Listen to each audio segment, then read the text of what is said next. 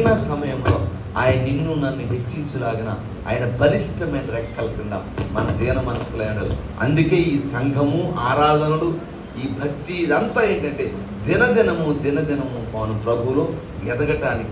ఎప్పుడైతే నమ్మకంగా మన భక్తి జీవితాన్ని కొనసాగిస్తామో, కష్టం వచ్చినా, శ్రమ వచ్చినా, ఏమొచ్చినా మనం ఎప్పుడైతే ప్రభువుని వెంబడిస్తామో, ప్రభు ఎన్నడూ విడిచిపెట్టడండి. శ్రమలలో ఆయన మనకు తోడై ఉంటాడు. మనకు వచ్చే శ్రమలు కానీ, మనకు వచ్చే ఈ పరిస్థితులను బట్టి దేవుడు నన్ను మర్చిపోయాడండి, దేవుడు నా జీవితంలో కార్యం చేయట్లేదని అనేక సందర్భాల్లో మనం ఆలోచన చేస్తాం. దేవుడు ఎప్పుడూ మర్చిపోయే దేవుడు కాదండి. మనకు వచ్చిన శ్రమలు మనకు ఆశీర్వాదకరమే. ఎన్నదైనవి కావు ఈ శ్రమలు, ఎన్నడూ నిలువవు. ఎన్నుకోనేను నీ దేవుడు నిన్ను తనదు నిత్యా మహిమకు. ఆదుకోనును అన్ని వేళలా, ఆదుకోనును అన్ని వేళలా, ఆదరించును నిరతము, ఆదరించును నిరతము.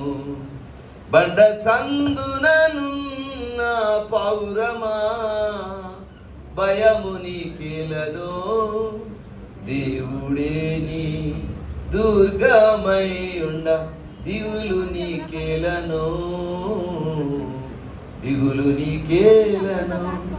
ప్రభు చేతులే గాయపరచును, స్వస్థపరచునాయనే. ప్రతి కీడును మేలుగా మార్చివేయునాయనే. దీనులా లేవనెత్తును, దీనులా లేవనెత్తును, దీవెనగా మార్చును, దీవెనగా మార్చును. బండ సందుననున్న పౌరమా, భయము నీకేలను, దేవుడే నీ దుర్గమై ఉండ, దిగులు నీకేలను, దిగులు నీకేలను. అనేక